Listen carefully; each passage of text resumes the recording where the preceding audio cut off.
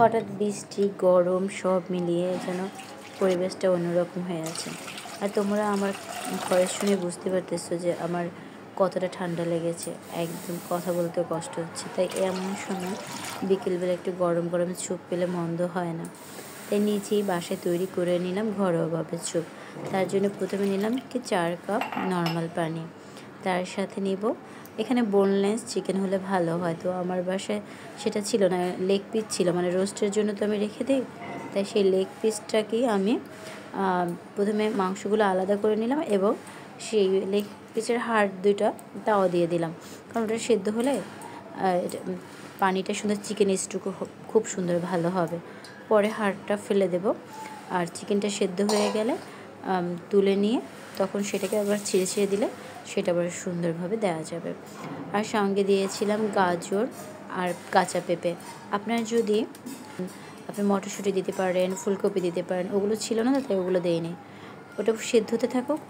আর অন্য একটি পাত্রে আমি একটি ডিম নিলাম, আর ডিম ভালো করে ফেটে নিব। এর সাথে একটু পরিমাণ মতো লবণও দিলাম, লবণ দিয়ে ফেটে নিব এটা।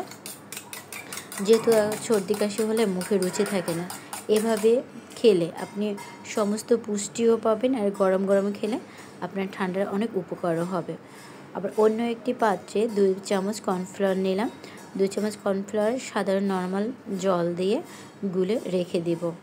যেহেতু এটি গরম জলে দিলে আপনার এটি দলা বেঁধে যেতে পারে, তাই ঠান্ডা জল দিয়ে আমি এটি গুলে পাশে রেখে দেব।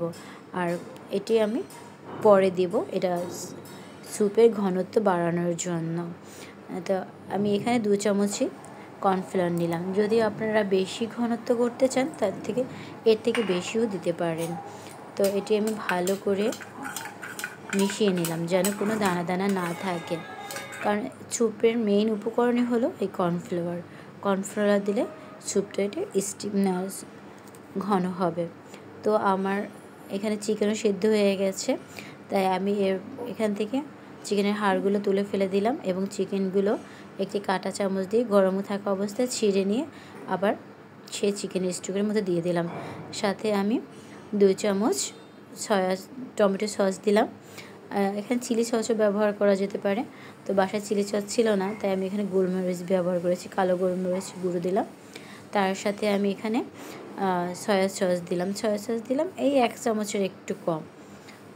যেহেতু সয়া সসে লবণ দেওয়া থাকে, তাই পরিমাণ মতো বুঝে লবণ দিবেন। তারপরে কর্নফ্লাওয়ারটা গুলিয়ে নিলে চুলার আঁচ একদম লো রেখে অল্প অল্প করে কর্নফ্লাওয়ার মেশাতে হবে, কারণ কর্নফ্লাওয়ার একত্রে দিলে দানা বেঁধে যেতে পারে।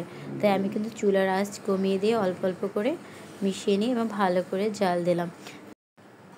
এবং সবশেষে সেই ফ্যাটানো ডিমটি দিয়ে ভালো করে নেড়ে নেব এবং ডিমটি সেদ্ধ হওয়া পর্যন্ত জাল করতে থাকব।